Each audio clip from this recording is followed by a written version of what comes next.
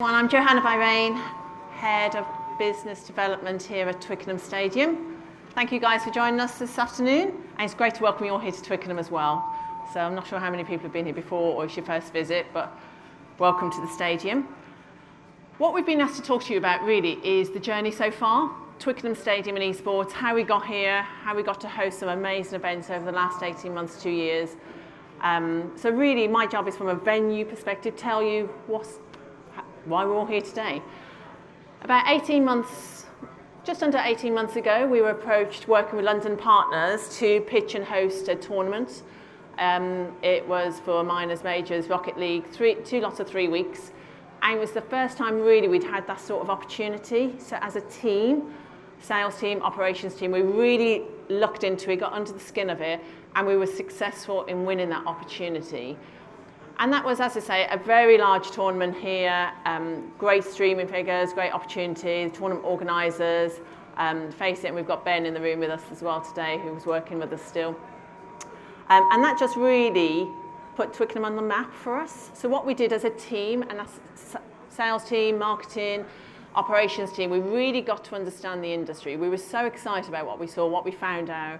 We have dedicated personnel really working on the eSports opportunities, and they all come in all shapes and sizes, as we all know. So we then really went to work networking, researching, getting to know the community, and getting to know our capabilities as a venue.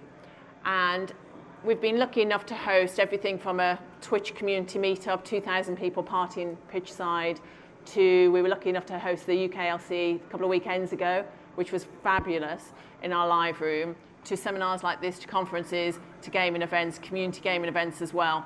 And everyone is very different, but as a team, we really got to understand what was important to the tournament organiser or the venue director, whoever was in charge of that.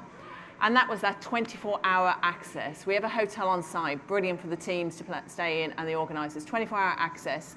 A team on site who understood the capabilities of our venue, an RFU tech team. We didn't just provide an IT support, we had our tech team really embracing this, and we invested in a dedicated 1 gig line as well, just to make sure we were right up there with the best venues. The catering as well, wow, we learnt a lot on that first tournament, that people don't want breakfast at 9 o'clock in the morning. It was more kind of a slight change in the menus, the timings of food, and we had a 24-hour team really working on that. So the tech capabilities, the 24-hour access, the locality to Heathrow, certainly with everyone flying in and out, was fantastic. And that has just really, hopefully, put us on a great pathway. But what was more important as a venue, there's lots of venues out there, there's lots of stadiums out there, was our team really enjoying embracing this community, really getting to know every inquiry we get, every opportunity we get. It was something slightly different, and we just got dedicated personnel really enjoying getting to know what the industry is all about and growing with it as well. So as a stadium, we have state-of-the-art facilities around, lots of different spaces here, over 42, and we have player practice. We were using our corporate hospitality boxes for player practice. Inspirational view, iconic venue. Hopefully that was inspiring them to perform at their best. But again, it's just having the insights and growing and learning every time with what we can do with every opportunity that comes up, and again, embracing the eSports facilities around here. So that was from a stadium point of view. Throughout that journey, we met with Kieran from EXCEL, and I'll let Kieran explain what happened next. Yeah, for sure. So those of you who don't know me, lovely to meet you. I'm Kieran. I'm the CEO and co-founder of EXCEL eSports. We are a leading UK-based gaming and eSports brand. Our premium product being our League of Legends team, which competes in the League of Legends European Championship.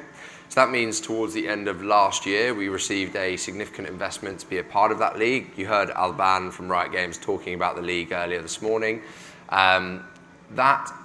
Essentially that allowed us to, part of the application process was to really define ourselves and to really set ourselves apart from every other esports team in Europe.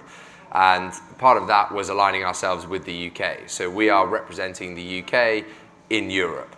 And along with that, where better place to base yourselves than a national stadium like Twickenham Stadium. So we spoke to Twickenham at one of the London Partners events about what was our next plan going into the LEC, what we wanted to do to establish ourselves as that UK brand.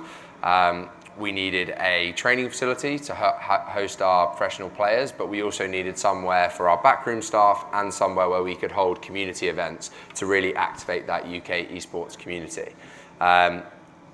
We caught Twickenham at the right time. They were looking at their esports strategy, how they could develop that more. And I think the idea of housing an esports team 24/7 at their facility was attractive to them, and it certainly was attractive to us to be a part of what they were building and a part of that brand. So we set up EXCEL HQ, which is upstairs. Anyone that wants to see it, let me know. We have a couple of practice rooms in there, a full-blown media suite, and also office space for our whole backroom staff. And we run our whole entire operation out of that HQ. Everything from that performance angle, so making sure we have the best facilities possible for our professional players, creating all of our content in-house, and also, as I say, our backroom staff, our commercial team are all based out of there. So we are embarking on a journey with Twickenham. We're helping them get more exposure to the space. Events like this are fantastic. The UKLC finals, as Johanna mentioned, at the end of last week was just unbelievable. So it was essentially the two best teams in UK League of Legends competing here. So it was a home game for us, which was brilliant. And the fan base really appreciated it. It was quite revolutionary for UK esports, I would say, having a live event of that size for a UK esports event was brilliant. And we hope to do more of that. Community activation is the biggest thing on my agenda, at least for the next year. And we hope to hold a lot more events here in the future. And I'm a Duncan head, so I work for the RFU, or more commonly known as England Rugby. So obviously, the way the stadium works is Johanna works for Twickenham Stadium, who run the stadium, and I work for England Rugby, so the team that are out in Japan at the moment, the women's team, the sevens team, and everything that we do as the governing body of the sport. So we wear a lot of different hats. We have a participation angle, i.e. we're responsible for funding community programs for 5-year-olds to play rugby, right the way up to the team that goes out and sells out Twickenham Stadium. And my role focuses on the commercial aspect of that, so sponsorship, partnerships, broadcast, that kind of thing, ways that you can drive revenue. And what that meant for us is we always kind of stay abreast of changes in the industry and see what's happening. And esports obviously it didn't happen overnight, but it seemed to just it really started to hit the news headlines and the mainstream maybe a year and a half ago. And I know that the industry's been kind of going for a lot longer than that.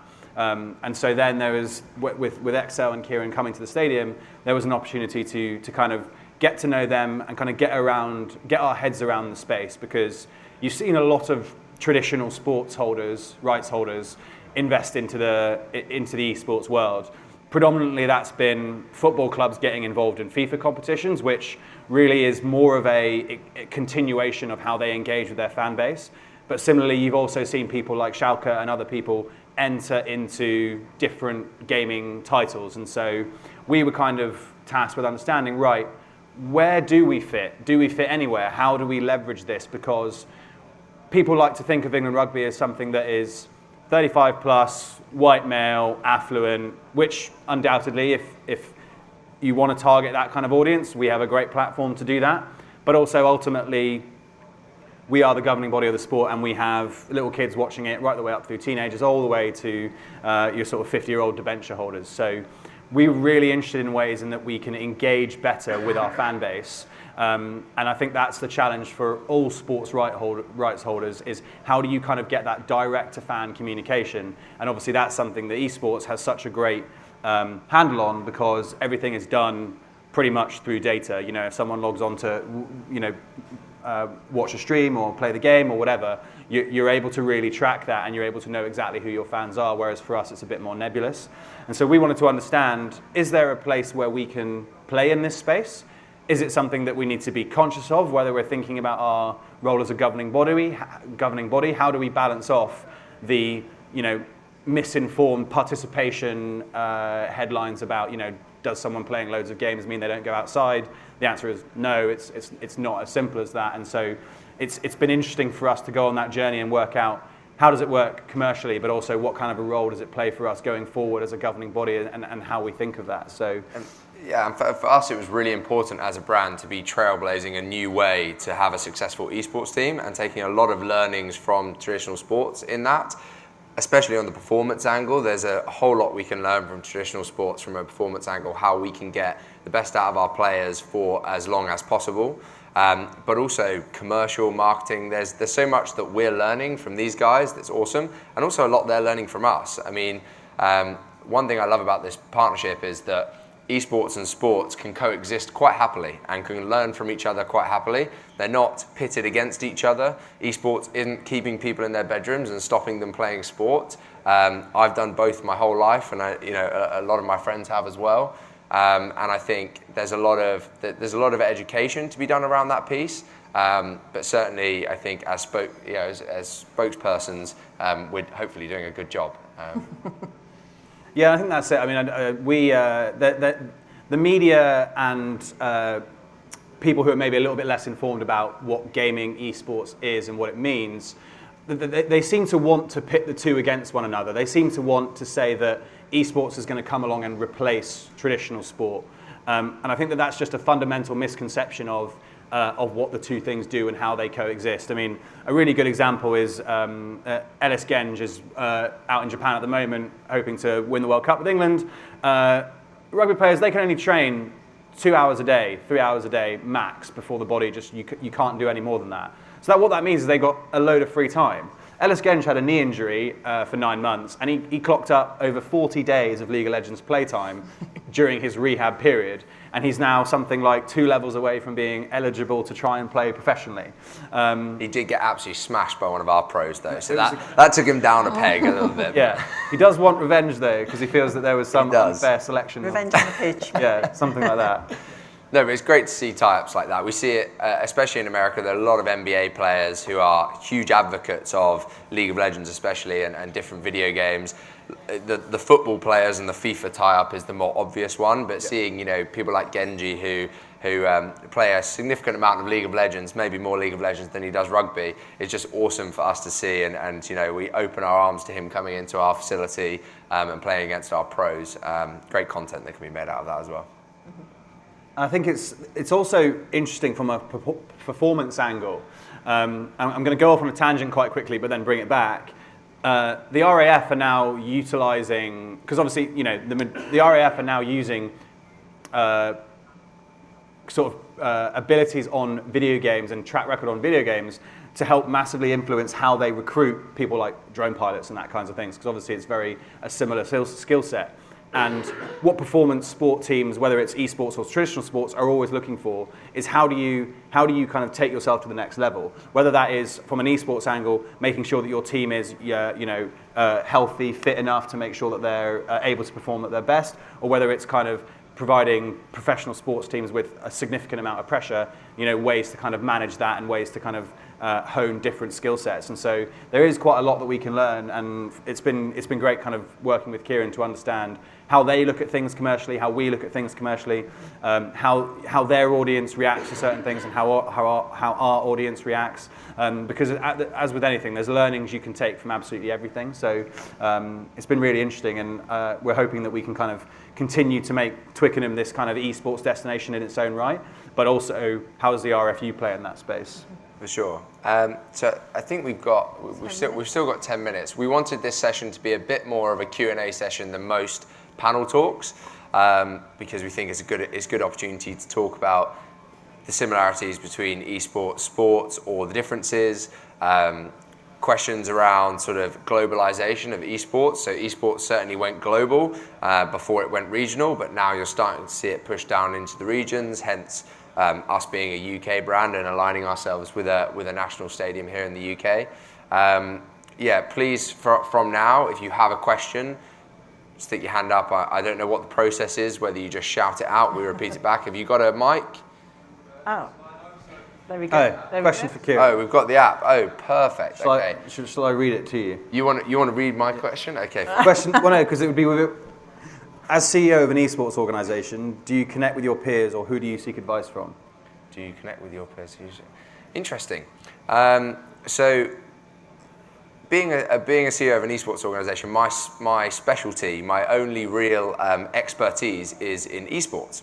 I'm a jack of all trades across all areas of a business: commercial, marketing, performance operations for our business. But I'm by no means an expert in any of those areas. I understand esports, I understand the industry, I understand where we're going, and I understand the opportunities that industry presents. But I surround myself with people like Twickenham and other strategic partners that we have, some very skilled individuals in our organisation who are helping me become, or at least giving me the expertise needed across a wide range of areas. A lot of people, when they see an esports team, they think, okay, yeah, you've got gamers that play video games. We're a much bigger operation than that, much like a sports team. The sports teams that I think we are most like are an F1 team. I think our business model is very similar to a Formula 1 team. So yeah, we're much wider than just the team, just the performance angle. Do you want to continue with the questions? Yeah, sure, why not? Duncan. Is there any, so question here, is there any ownership involved, i.e. is Twickenham or someone an investor in EXCEL, or is it a pure marketing partnership? It's a purely strategic marketing partnership. Yeah. We met at the right time. We love having the guys here. Hopefully they love here as well. As I say, we can learn from each other in this evolving industry, but it's a strategic partnership. For sure. Happy for hands up if no one's got the app in front of them, by the way, and aren't putting app. Usually. Oh, there we go. What are some of the challenges you face as a UK esports team, but games taking place in Germany? Good question. So, as I was kind of alluding to earlier, esports went global before it went regional. We're starting to see initiatives in lots of different esports, home and away matches, teams really aligning with a certain region. We saw a gap in the market for a professional esports team to align with the UK. We think it's a completely untapped market. I think we're the 5th biggest gaming market in the world. Our esports viewership isn't the 5th largest, and there's a question of why, and I think it's because we're not paying the UK market enough attention. There's also a slight issue with the fact that as Brits, we are a little bit slower to change the things. From a socio-political sphere, we are certainly slower than some areas in Europe. The challenges are travel. So for our League of Legends team, all of the professional matches take place in Berlin, or in between the splits, we've been to Rotterdam, Athens this year. Challenges are certainly travel. We do have facilities out in Berlin that we utilise during the season to make that much more seamless. But I think it's really important for our players and our organisation to be in the UK as much as possible and activating here with the community, so that we can continue to authentically say that we are representing the UK. Can't see that one. Another one for Kieran. Are you increasingly becoming a consultancy organisation for brands and businesses looking to engage in esports? Very, very interesting question. So an esports, if you go on LinkedIn, you'll see a lot of esports consultants. Approach with care is what I would suggest. Just because you've played a few video games doesn't make you an esports consultant. Are we doing more consultancy work these days? Yes. We are certainly, our commercial team is doing a lot more educating than it is selling at the moment. Brands looking at the space want us to come in and help them build esports strategies before selling the EXCEL as a part of that strategy to them, which for me makes complete sense, and we're quite happy to do that. We've got one here, which is, what are the RFU planning in the esports space? Is there a game around the Rugby World Cup which could be incorporated? I don't know how many of you have ever played a rugby video game. There have been a few. They're not very good. Rugby 08 was a personal favourite of mine, purely because it was really glitchy and just really entertaining to play against your friends. But yeah, sadly, there's two problems. One, the game sucks, and two, it makes no money, so no one like EA wants to make it. There is a game coming out, which was due to come out with the Rugby World Cup. However, it got delayed until December, so go figure there. I think really more from the RFU's perspective, we're as a non-profit governing body, we're not going to be like a Schalke or a Manchester City who decides to have a RFU or England Rugby Roses branded League of Legends CSGO, whatever team. That's not something that we would be able to do. It's not something we would want to do. It wouldn't be authentic, and I don't think it would really work for either us or the industry. And I think we'd get seen through pretty quickly, because my experience of being around the industry, speaking to Kieran, and also seeing what other brands and other rights holders have done, is that it can be quite an unforgiving landscape if you do it wrong. If you try and activate in the esports world incorrectly, you can get pilloried for it. So from our perspective, it's more of a how do we kind of balance this off? How do we engage with the younger demographics, and how do we kind of understand that it's not one or the other, that it isn't this battle between one and the other. It's how do we kind of leverage that to use it as fan communication or whatever. So no specific plans as such, but an awareness of where we fit in the landscape. And those of us endemic to the esports industry have seen some hilarious approaches to the industry from more traditional brands, and I think that's just a lack of talking to people within the industry before entering it. The RFU and Twickenham have done hopefully a good job getting us on board, and yeah, they won't be making any of the same mistakes. So. Another question here. Kieran, as an LEC team that plays in Berlin, how important do you think it is to have a home live venue to play in, and do you envisage it happening? Yes. Do I think that we'll go to a home and away model? Probably not. But do I think that we will do more road shows and localized games with other teams here in the UK? For sure. I think it's really important for us as a brand to be pushing the LEC and pushing Riot to do more here in the UK and to activate in the space. I think we might have seen it already if it wasn't for a certain thing called Brexit. It has posed some issues in doing that, and flags certainly put up some red flags. But I think once we get past all that and we figure out what the hell we're doing, we will see more of that for sure. We want to bring events such as the UKLC final that we had here at Twickenham, which was between EXCEL and Fnatic, two UK-based organisations. But that was the kind of academy teams or the B teams playing. We want to bring the main teams, the LEC teams, here to the UK and put on a show. Yep. I'm certainly lobbying hard internally for that at the LEC, and that's something they definitely want to do with their teams. Question about stadium. What are the key things to get right from an infrastructure perspective to hold esports events, particularly tournaments? And the tournaments and the size of the events that we've held at the moment was very total flexibility. As we all know, the requirements of the tournament organiser and venue organiser can change constantly throughout the day, even more so maybe in other types of events that we do. Flexible catering, 24-hour access. The on-site hotel was excellent, and we also have a door straight from the hotel into the stadium facilities. So again, they could come down at any time to practice, eat, drink, whatever worked for their routine. And it was just us having the guys and the team on board who totally understood that as well. So we were ready to adapt to the team or the individual's requirements at 3 o'clock in the morning if they wanted something specialist to eat. And we also really invested in our infrastructure, our technology infrastructure as well. And again, and I talk about team a lot, probably apt, but having the RFU tech team on board as well. Again, that was 24-hour support. But also investing in that tech capability. Some of the tournaments we've had since then haven't used the actual facilities that we put in place, but it's there. It's a go-to if they do want to do that, the larger streaming numbers. And again, just engaging with the community, understanding what's going on, understanding what tournaments are coming up, or even just what day-to-day B2B events around esports are happening. And again, that was really crucial. So for me, without a doubt, it's having the flexibility, it's having a great team on board who understands the community and the esports industry, and getting to grow more and more with all the knowledge that's coming on, having some expertise. So flexibility around the catering and access was really important for us when there was a lot of teams on site. Certainly for us, that was a huge draw when choosing Twickenham as a kind of destination for our whole organisation. That tech support and the best internet that you can get in London is here, which is just a prerequisite for an esports team.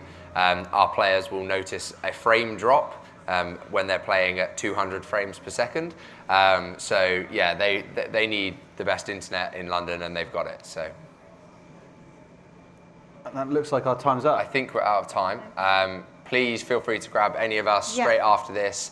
I'm around for the next couple of days. Yeah, me too. So yeah, just grab us if you have any follow-up questions. Thank you. Thanks, guys. Thanks.